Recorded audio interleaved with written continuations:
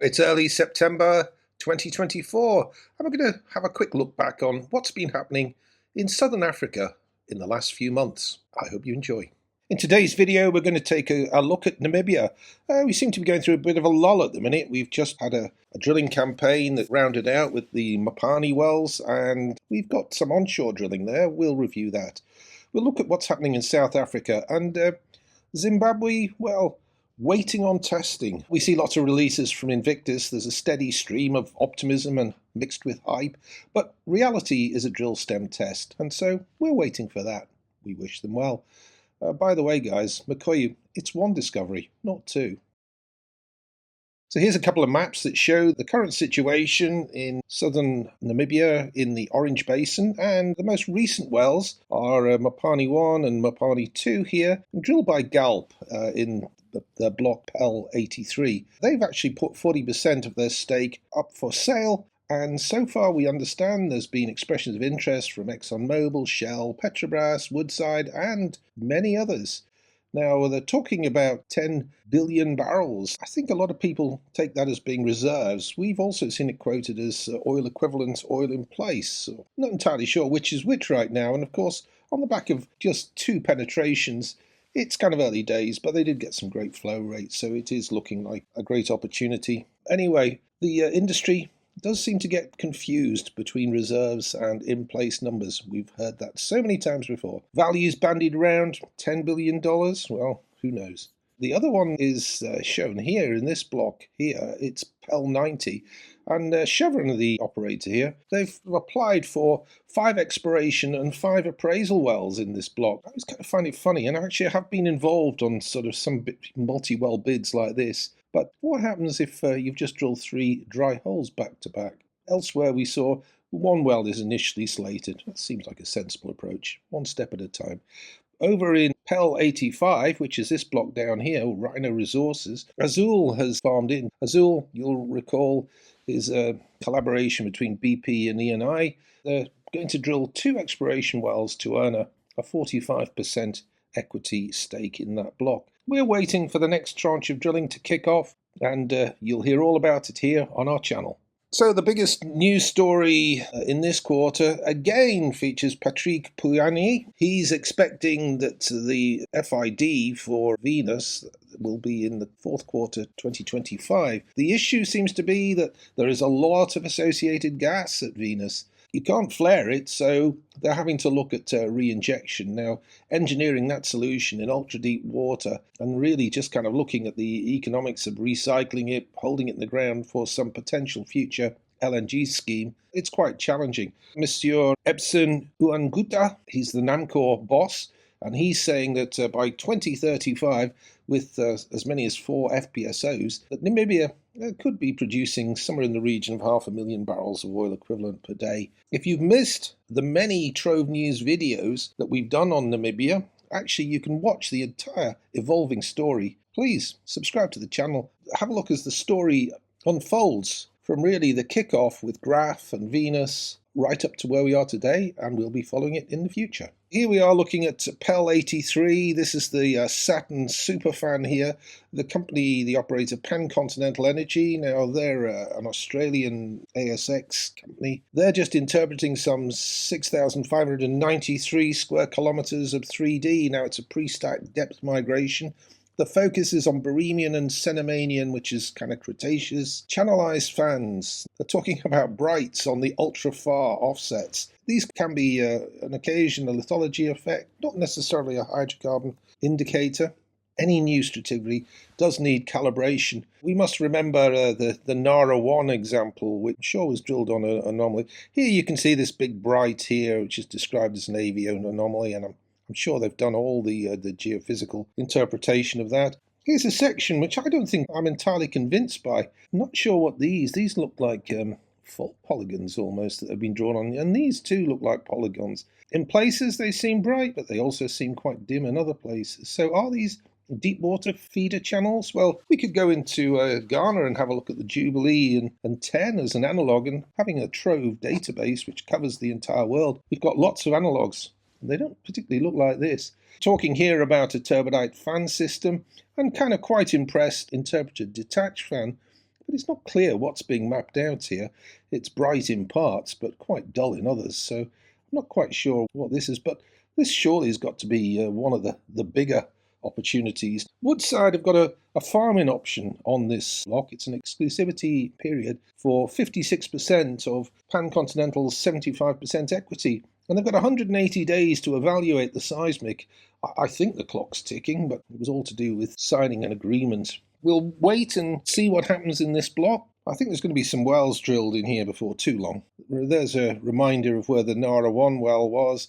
I'm sure this was drilled on an amplitude anomaly. This is Total Energies as operator, but it really only had shows, so it wasn't a success.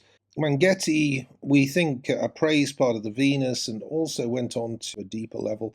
And here's the Mopani discovery here. All the polygons you see in the different publications, they all vary. Here's a post from Jamie Vinnells. Jamie's showing lots of information, what's happening. Here's Venus.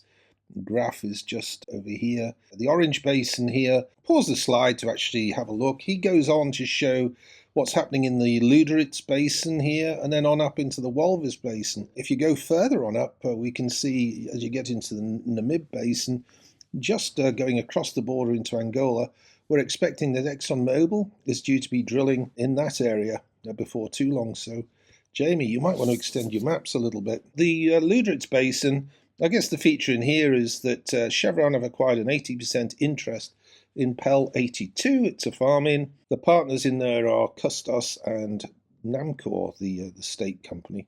So we've featured both the Luderitz and the Walvis basin in previous TROVE news videos, and we'll leave a link in the description below. Now turning to Namibia Onshore, PEL 93 is monitor exploration. Now the news, I guess, was when 88 Energy farmed in for 20% equity in this block. But there's been a 2D seismic acquisition plan for some time, and I think is currently underway. It's about 200 kilometers. It's been shot by Polaris, and a Vibrasize survey should be ready by Q4 2024. So right up in the northeast corner of Namibia, just up against the borders of Angola and almost on the border with Botswana here, you can see Recon Africa in PEL 73, and the news is that they've just spudded the Ngopo 1 well, which is located here. There were 3 other wells previously drilled by Recon Africa. They were in the Kavango Basin, so this Kavango Basin, this is it shown here. You can see they were concentrating on this very shallow section. In actual fact, they were going into this underlying basin, the Awamba Basin, which I've seen a number of wells.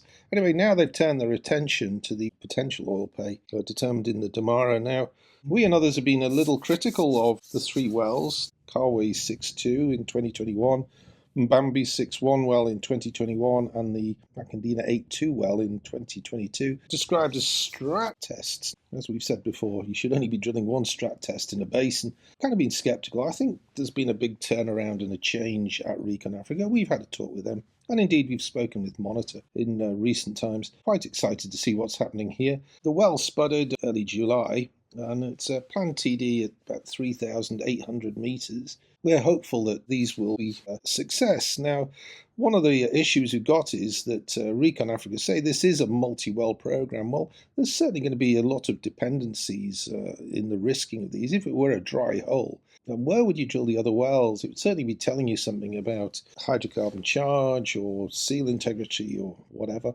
We think that the traps look pretty good.